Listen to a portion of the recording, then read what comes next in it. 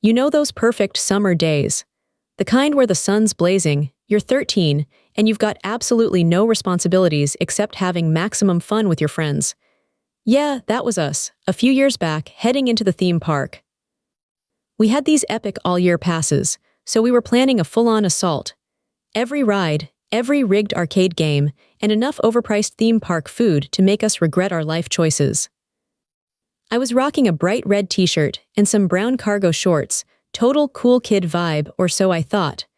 In hindsight, that combo did look suspiciously like the park employee uniform. But hey, I was just trying to look good, not land a summer job right. The day was going great. We'd done the teacups classic, gotten soaked on the log flume, and I'd lost $5 trying to win a giant plush banana. By mid-afternoon, our stomachs were rumbling louder than the roller coasters. The plan was simple: refuel with some glorious, greasy fries, then conquer the biggest, most insane ride in the park. I'd just gotten my tray, a literal mountain of golden, salty perfection, and was making my way through the bustling crowd to meet my friends. I could almost taste them. That's when it happened. A sharp tap on my shoulder. "Excuse me, are those your fries?" A voice loaded with a weird, demanding edge cut through the park's cheerful noise. I turned, juggling the precious cargo, and found myself face to face with a middle-aged man. He was staring at my tray like I'd just stolen it from his own mother. His face was a mixture of confusion and something else, disdain. Like he couldn't quite compute what he was seeing. Yeah," I said, trying to sound polite despite the sudden knot of unease in my stomach. "They are." He didn't blink. His gaze, however, slowly dragged from my fries to my red shirt, then back to my face. A slow, condescending smirk spread across his lips. "You're just standing around here, aren't you?" "Not doing much." His voice was dripping with sarcasm now. "Shouldn't you be, I don't know, working, helping the customers, instead of wasting time eating the merchandise?" My jaw practically hit the pavement. Was this guy for real? My brain was buffering. Merchandise. "Excuse me," I managed, my voice probably a little higher than usual. I don't work here. I'm just a kid, enjoying my day." He scoffed, waving a dismissive hand. "Oh please, don't play dumb. That uniform is pretty clear. You park employees are all the same, loafing around. People pay good money to come here, and you're just here stuffing your face." He was actually getting louder, drawing glances. My cheeks burned. "Dude, I told you I'm 13. I'm wearing a red shirt, not a uniform." I snapped back, my patience evaporating like water on a hot griddle. This was beyond rude, it was straight-up aggressive. He leaned in, his face turning an unhealthy shade of purple. "Don't you dare talk back to me, young lady. You've got a job to do. Get off your lazy backside and earn your pay." Just as I was trying to figure out if I could just sprint away with my fries, a voice boomed. "Hey, what the hell is going on here?" It was Liam, my best friend, emerging from the crowd like a superhero in a bad graphic tee. He'd seen the whole thing, and his face was stormy. He marched right up, getting between me and the entitled jerk. "She just told you she doesn't work here. Why are you yelling at her?" The man's anger, previously focused on me, now swiveled to Liam. "Mind your own business, kid. This is about a lazy employee." "She's not an employee, you moron," Liam shot back, his hands balled into fists. "She's just trying to eat her damn fries." The man's eyes narrowed into slits, and his face was crimson. Then, in one truly disgusting motion, he actually spat. A glob of saliva landed right on my beautiful, unsuspecting fries. My stomach churned, disgust, pure unadulterated disgust, and rage, all my hunger vanished. "What the actual hell?" Liam roared, stepping forward. "Are you serious right now? You just spit on her food. You messed with the wrong fries, pal. You're gonna pay for those, or I swear to God, I'll call security and tell them exactly what you just did." The man faltered, probably realizing he'd crossed a line that even he couldn't talk his way out of. He mumbled something incoherent, maybe an apology, maybe a curse. And then, without another word, he turned tail and practically jogged away into the crowd.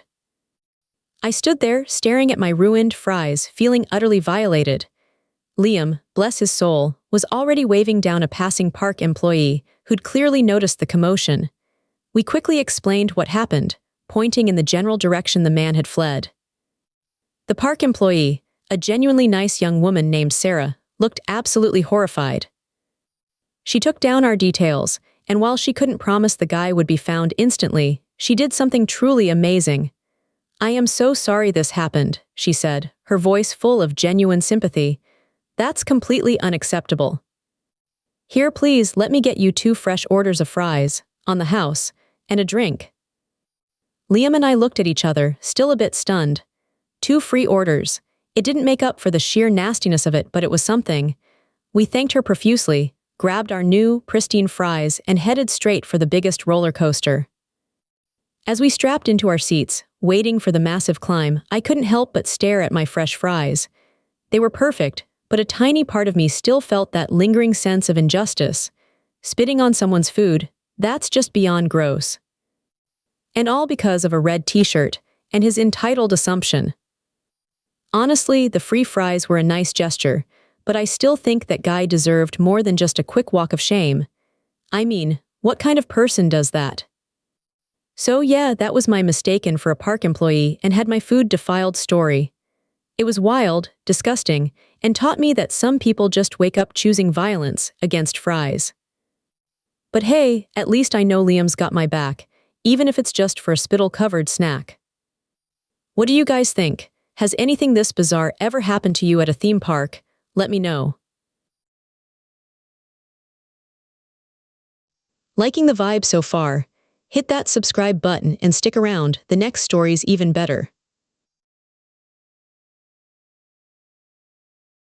I've been working the customer service desk at a massive grocery store for about 5 years, and I genuinely thought I'd heard it all. I've seen grown men throw tantrums over expired coupons and women try to return half-eaten rotisserie chickens. But nothing, and I mean nothing, prepared me for the sheer illogical rage of the woman I now call Phone Karen. The phone rings and I give my usual chipper, "Thank you for calling grocery chain, how can I help you?" The voice on the other end was already wound tighter than a guitar string. "Pharmacy, now." "I can get you their direct number, ma'am," I said, my pen ready. "Unfortunately, they're a separate business inside our store, so our phone systems don't connect. I can't actually transfer you." It was like I'd just told her I was personally discontinuing oxygen. "That's the stupidest thing I've ever heard," she snapped. "I called the store, you're in the store, put me through to the pharmacy."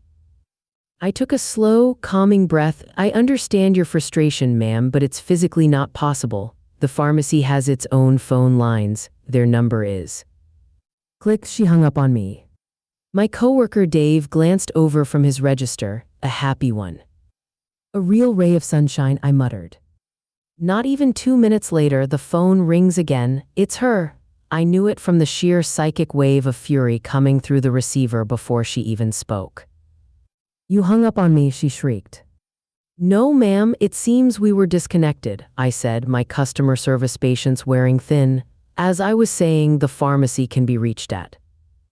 "I just called them directly and no one is answering," she yelled, as if that was somehow my fault. "This is an emergency, I need my prescription, I'm calling you back because you're obviously not letting my calls go through to them. Transfer me to the pharmacy manager right now." I had to put the phone on my shoulder and just stare into the middle distance for a second. The logic was so pretzel-shaped it was almost impressive. "Ma'am," I started again, feeling like a broken record. "I cannot transfer you, my manager cannot transfer you. The CEO of this entire company could be standing right here and he could not magically fuse our phone systems together. They are not answering their phone. You will have to keep trying their direct number." "This is unacceptable," she screamed, her voice cracking with rage. "I'm going to report you. What's your name?" "My name is Narrator's Name," I said, completely deadpan. "Well, Narrator's Name, you are the most incompetent, unhelpful person I have ever spoken to. I'm coming down there and I'm going to get you fired." Slam. The line went dead. Dave looked over at me, his eyebrows up near his hairline. "She's coming here," he whispered. I just shook my head, a slow, tired smile creeping onto my face. "Nah, people like that never show up. It's too much effort." I leaned back in my chair and stared at the phone, waiting for it to ring again. It didn't. I guess she finally got through to the pharmacy, or maybe her head just exploded from the sheer force of her own entitlement. Either way, for the first time all day, I was enjoying the silence.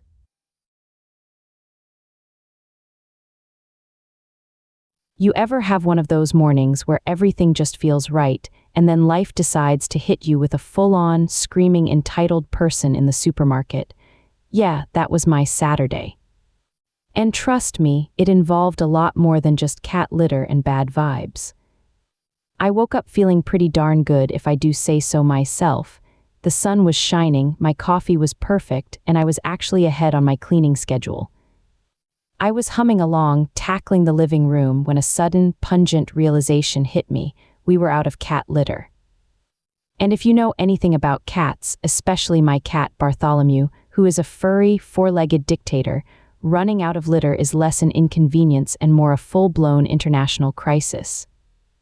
So, reluctantly, I swapped my cleaning gloves for car keys and headed to the local supermarket, intending to grab the litter and a few other bits. The store, naturally, was a madhouse. Saturday mornings, right? People everywhere, carts clanging, kids wailing. I grabbed a cart, navigated the sensory overload, and made my way to the pet aisle. Got Barty's preferred brand, then decided to swing by the cleaning supplies for some dish soap. That's when my perfectly good morning started to unravel. I was reaching for a bottle of eco-friendly dish soap when bam, my cart lurched forward, sending a half-dozen cans of cat food rattling. I spun around, heart thumping, to see a woman in her late 40s or early 50s, looking like she'd just run a marathon. Her hair was disheveled, her face flushed, and she was clutching her own cart like a lifeline. "Oh my gosh, I am so sorry," she gasped, her voice hoarse, her eyes wide and darting around like a trapped bird. I didn't see you. I was just in such a hurry." I waved it off, trying to be chill. No worries, no harm done. She seemed genuinely distressed, and I actually felt a pang of sympathy. But then things got weird, really, really weird. Her eyes, still wide and manic, suddenly fixed on my cart, or rather the detergent in my cart, because apparently in my haste I'd tossed a box of laundry detergent in there, thinking I might need it. You work here, right?" she blurted out, her voice suddenly losing its apologetic tone and taking on a sharp, demanding edge. "You have to help me." I blinked, confused. No, I don't work here," I said, gesturing vaguely at my regular clothes. "Just a customer like you." Her jaw dropped, her eyes narrowed. "Don't you lie to me," she hissed, stepping closer, her voice dropping to a theatrical whisper that somehow still carried. "I saw you just now reaching for the detergents, and you're pushing a cart. You're clearly an employee." "Ma'am, I'm literally holding my cat litter and a loaf of bread," I tried to reason, holding up my basket, which now contained both. "I'm just shopping." She wasn't having it, not even a little bit. "This is ridiculous. I need that detergent, and you're just standing there doing nothing. It's your job to help customers." She was pointing a shaky finger at me, practically vibrating with indignation. "I saw you. You have to give me that detergent. No, get me more, and tell your manager that you're refusing to do your job." My initial sympathy evaporated. This woman wasn't just flustered, she was completely unhinged. "Look, I told you I don't work here. I can't give you anything. If you need help, you can find an actual employee." I tried to sidestep her, figuring the best move was a tactical retreat. But she wasn't letting up. She actually lunged slightly, blocking my path. "Oh, so now you're refusing me service. I demand to speak to your manager right now. You are going to get fired, you hear me?" Fired for being so useless. Her voice was getting louder, attracting stares from other shoppers who were quickly creating a wide berth around us. My face started to burn with embarrassment and a healthy dose of annoyance. "Ma'am, please just leave me alone," I said, my voice tight. "I'm not an employee. I have no idea what you're talking about." She let out a frustrated shriek. "You're a liar, a lazy, lying employee. I need this. And you're trying to stop me." With that, she stomped her foot, gave me one last furious glare, and then, inexplicably, yanked her cart around and practically sprinted away down the aisle, muttering about reporting me to corporate. I stood there for a good long moment, feeling my shoulders slump. shaken, a little bit angry, and mostly just bewildered. Who gets that worked up over detergent? What a wild ride. As I finally started pushing my cart toward the checkout, still processing the sheer absurdity of it all, I let out a soft, almost imperceptible fart. It was one of those silent, odorless ones, but it still made me giggle. A little bit of stress relief, I guess. While I was waiting in line, still trying to shake off the lingering weirdness, it suddenly clicked, and it clicked hard. I used to work in a supermarket back in my college days, and I remembered something very specific. Laundry detergent was one of the most commonly shoplifted items. It's expensive, essential, and relatively easy to conceal. Suddenly, her frantic energy, the desperate look in her eyes, her insistence that I, a random customer, work there and had to help her, and her specific fixation on the detergent in my cart all made terrifying sense. She wasn't just entitled. She was likely trying to steal detergent and, in her panicked state, mistook me for an employee or someone who could help her, possibly even thought I was an accomplice or was trying to foil her. Her crash into my cart might not have been accidental. Maybe she was trying to distract me or get closer to my items. Or maybe she was just that desperate and reckless.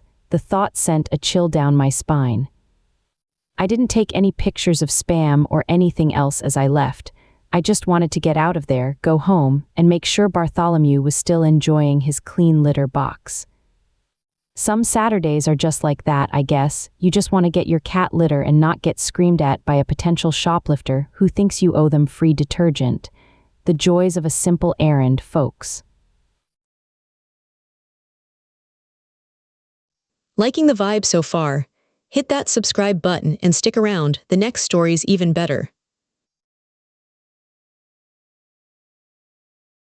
For 2 years, my front door was the edge of the world. Beyond it was a roaring sea of noise, people, and judgment that I just couldn't face. My agoraphobia and social anxiety had built a pretty effective cage, and I was the willing prisoner. But you can only stay in a cage for so long before you start to forget what the sun feels like. After a month of heavy-duty virtual therapy and meds that finally started to quiet the screaming static in my brain, I was feeling, well, not brave, but maybe brave adjacent. My best friend, Maya, who had sat in on every single therapy session like a guardian angel with a high-speed internet connection, thought it was time. "Let's do it," she said, her voice bright with a confidence I was trying to borrow. "Just a quick trip, in and out. We'll conquer the final boss, the neighborhood Walmart." I laughed, but it came out shaky. Walmart, the final boss, it sounded about right. So we suited up. For us, that meant masks on, wallets in hand, and a whole lot of deep breathing on my part. The 5-minute drive felt like an hour. When the automatic doors hissed open, the sensory assault hit me like a physical blow. The fluorescent lights hummed with a headache-inducing buzz, the wheels of a distant cart squeaked a nails-on-a-chalkboard rhythm, and the sheer volume of people, a chaotic sea of strangers, made my chest tighten. Maya must have seen the panic starting to cloud my eyes. "Hey," she said softly, touching my elbow. "Self-checkout, it's a bubble, just you, me, and the robot voice. Easy." I nodded, grateful. A bubble sounded nice. I focused on the task, placing my items on the scanner. Just scan the bread, find the barcode on the milk. You can do this. It was becoming a rhythm, a small island of control in the chaos. I was actually starting to feel okay. And that's when it happened. A sharp tap on my shoulder. I flinched, my rhythm broken. I turned to see a woman in her 40s with that haircut that screams, "I need to speak to a manager," and a purse clutched like a weapon. "Your station is messed up," she snapped, not asked. She jabbed a finger toward the machine next to mine, where a red light was blinking ominously. My brain just short-circuited, the carefully constructed piece shattered. The noise of the store rushed back in 10 times louder. I'm a customer. She's talking to me like I'm an employee. My anxiety-riddled brain couldn't compute. I'm sorry," I managed to stammer out, my voice barely a whisper. She rolled her eyes with theatrical flair. "It's not taking my coupons," she said, as if I was personally responsible for the store's entire digital infrastructure. "Do something." I just stared, a deer in the merciless fluorescent headlights. My throat closed up. I couldn't form words. I just shook my head slightly. This apparently was the worst possible response. Her face soured. "Excuse me, are you deaf?" And before I could even process the insult, she grabbed my arm. Her fingers dug into my bicep, a shocking, violating touch that sent a jolt of pure ice through my veins. I froze completely. The world narrowed to a pinprick. My lungs forgot how to work. I could feel the hot, prickling tears welling up. Suddenly, another presence was there. Maya. She'd been waiting by the exit but had seen the whole thing. Her face was thunder. "Ma'am, get your hands off my friend." Maya's voice was low and dangerous. The woman dropped my arm but turned her fury on Maya. Well, she could have just said she didn't work here. She was just staring at me like an idiot. Maya stepped between us, a protective barrier. "Look at her," she said, her voice rising. "She's wearing a band t-shirt and jeans. She's clearly having a panic attack because you assaulted her. In what universe does she look like she's on the clock?" I was mortified, shrinking behind Maya as a few people started to look over. The woman somehow still wasn't done. "Well, that's not my problem. Her rudeness is the problem." "Come on, Aubrey," Maya said, ignoring the woman completely. She deftly paid with my card, scooped up our 2 bags, and grabbed my hand. "Let's go." She pulled me toward the exit, a life raft in a sea of crazy. I didn't dare look back, but I could feel the woman's indignant glare burning into my back. The moment the automatic doors slid open and the cool evening air hit my face, I let out a sob I hadn't realized I was holding. In the car, I just shook, replaying it over and over. Maya didn't say anything, just cranked the heat and put on some quiet music. After a few minutes of just breathing, she looked over. "Well," she said, a small wry smile on her face, "we might have failed the final boss, but we got the milk." And for some reason, that broke the spell. I let out a wet, shaky laugh. Maybe a Walmart was too much for a first trip. Maybe it was a total disaster. But we survived it, and we got the milk. You ever have one of those days where you're just trying to do a good deed, maybe pick up some fancy new dice for a buddy, and you end up physically restraining a grandma for the cops?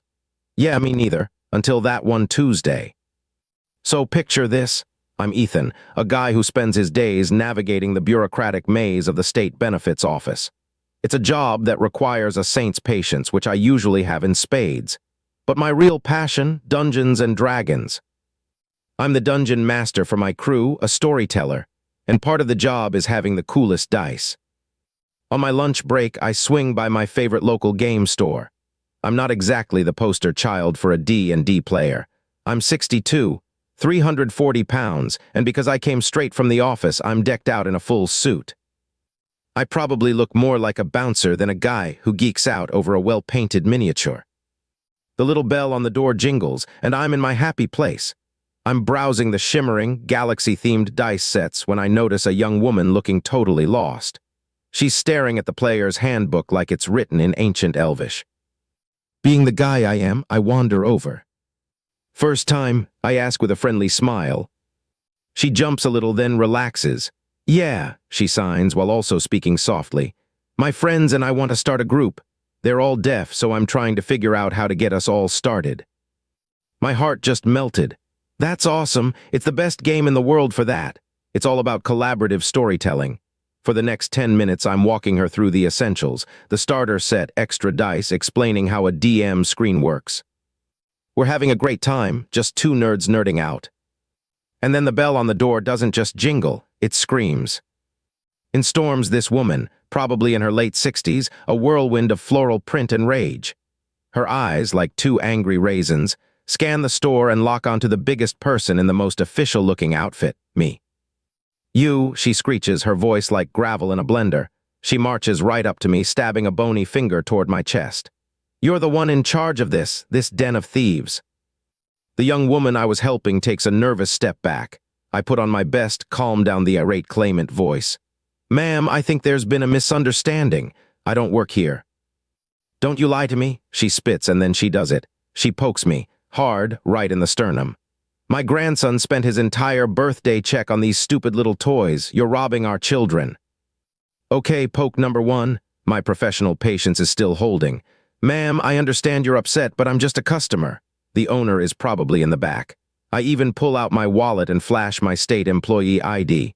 "See, I work for the state." "Not a game store." She squints at the badge like it's a personal insult. A government suit, even worse, probably in on it together. And then comes poke number 2, harder this time.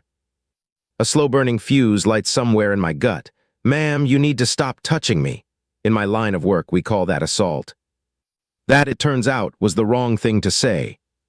Her face contorts, and her hand whips up, cracking me across the cheek in a slap that echoed in the small store. My training, both from my job and years of being a big guy who knows he has to be gentle, kicks in. As her hand comes back for another go, I move. I don't hit, I don't push. I simply catch her wrist, using her own momentum to turn her and pin her arm behind her back in a completely non-painful but inescapable hold.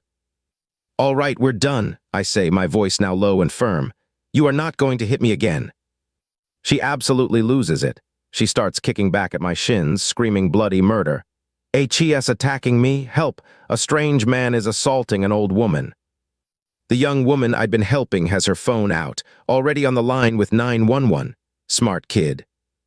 2 police officers show up minutes later, walking into the truly bizarre scene of a giant in a suit holding a thrashing, screaming grandmother. Sir, let the woman go, the first officer says, hand on his sidearm. I will, officer, I reply, keeping my voice perfectly calm. As soon as I have your assurance she won't assault me again. She's already slapped and kicked me multiple times. HES lying, Karen shrieks. He attacked me out of nowhere. The officer looks conflicted. I can see it on his face. This doesn't look good for me. But then Karen makes her final mistake.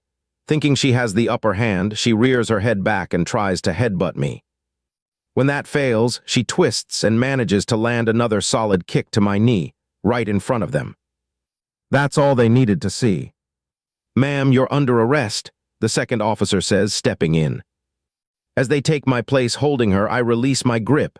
The second they do, she tries to slap one of the cops. The click of handcuffs was immensely satisfying. As they haul her out, still screaming about her grandson in corrupt government suits, the store falls into a sudden, beautiful silence. I turn back to the young woman, who is staring at me wide-eyed. I take a deep breath, adjust my tie, and give her a sheepish smile. So, I say, picking up the box of dice we were looking at. As I was saying, a D20 is for your main action roles, like you know. Trying to reason with an angry dragon. Still in the mood for more? Watch this video next.